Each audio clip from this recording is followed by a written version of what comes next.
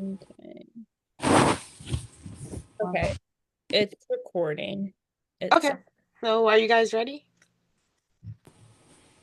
So, hi guys, I'm Leo Taylor, and today my persuasive speech will be on the importance of financial literacy being introduced at an early age, preferably middle school. Financial literacy should be taught in middle school because it equips students with the essential tools for managing money, prepares for real world financial challenges, and reduces financial burdens and stress, and promotes great financial inclusion and equality, setting a foundation for a secure future. Financial literacy is crucial because it assists students with the knowledge of how to maintain financial independence, which over time becomes routine and allows for budgeting and debt reduction. Financial literacy education provides tools that are necessary to avoid common traps, which could lead to financial pitfalls. This is important for life in general because think of it this way. For example, you're trying to purchase a car, um, and you're not familiar with interest rates, principles, or even credit, or you have no knowledge of how to obtain credit to even purchase a vehicle, you can fall into a trap. You could have no idea, you may have no idea of how to even obtain good credit to start a foundation. This could lead to misunderstandings financially, and if you aren't aware of this, then you could be taken advantage of in the future. You can have high interest rates or a debt that's impossible to pay off. This promoting financial literacy fosters a culture for education and awareness surrounding all financial matters.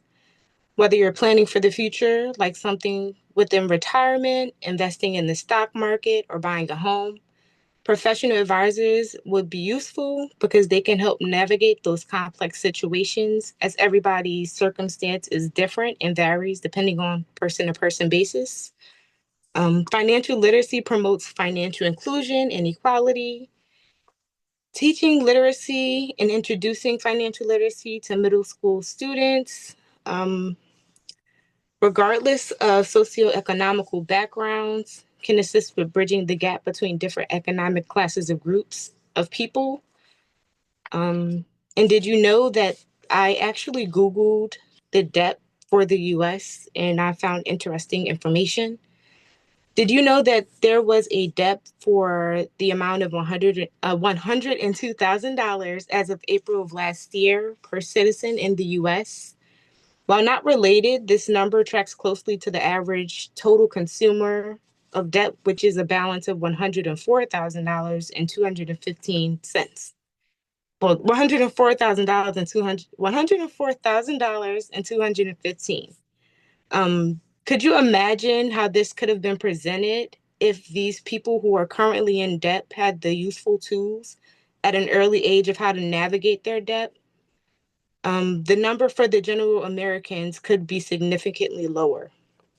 Knowing how to create budgets plays an important role in becoming financially literate as well. Constructing a plan and following through the guidelines allows for everyone to maintain their funds that are constantly coming in and going out.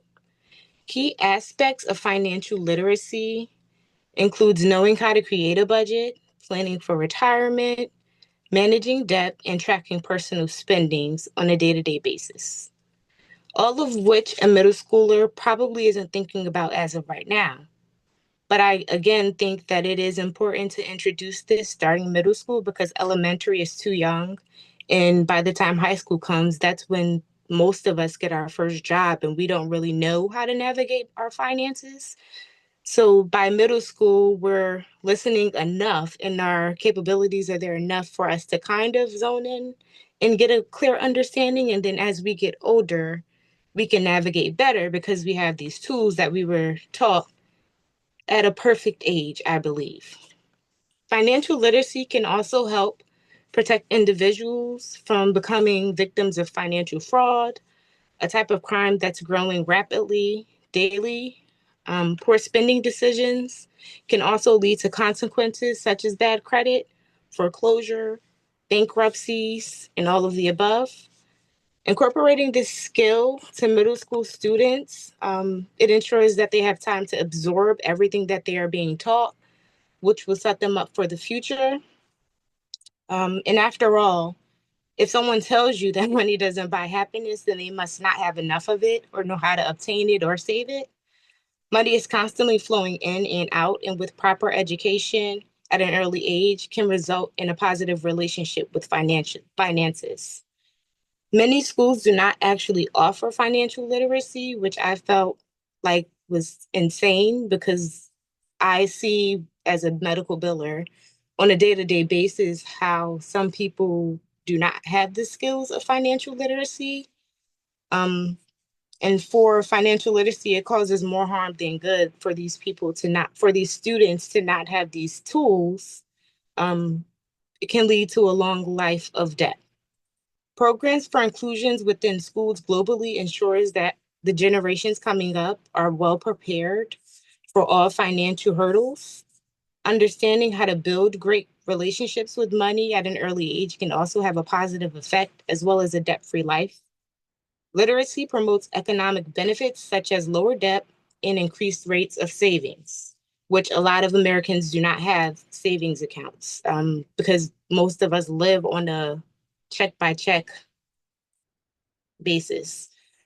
Literacy promotes economic benefits such as, well, early education also allows for people to avoid borrowing and lack of savings and poor investments. Financial literacy also should not be taken lightly and should not be considered as an optional skill, but rather a necessary one.